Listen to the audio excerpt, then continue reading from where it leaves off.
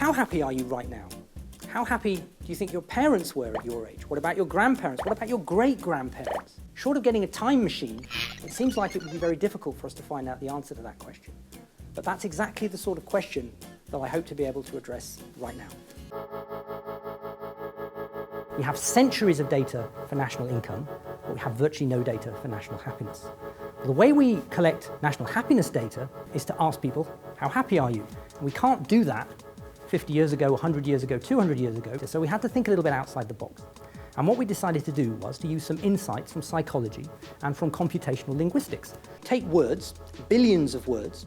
For each individual word, we attach a number to that word, and that number measures how happy the word makes you feel. Words like vacation make you feel very happy. Words like murder probably don't make you feel very happy. And we generate a weighted average of all the words used by millions of books, millions of newspapers, spanning hundreds of years and spanning many different languages.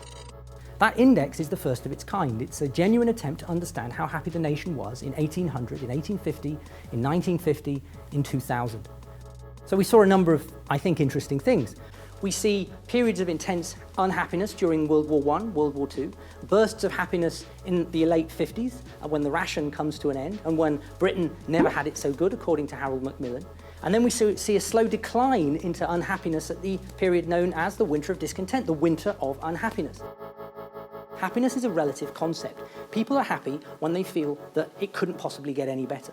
They're sad when they think that they've just come through a terrible period of time and things are going to get worse. National health is one of the single biggest drivers of national happiness, and that makes sense in an advanced, relatively wealthy country.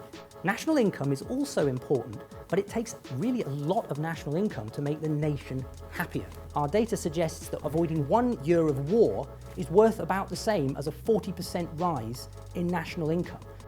When you think about your children and your grandchildren, we now know that what's going to make them happy perhaps isn't so much getting wealthier, getting richer, but staying healthy and avoiding conflict.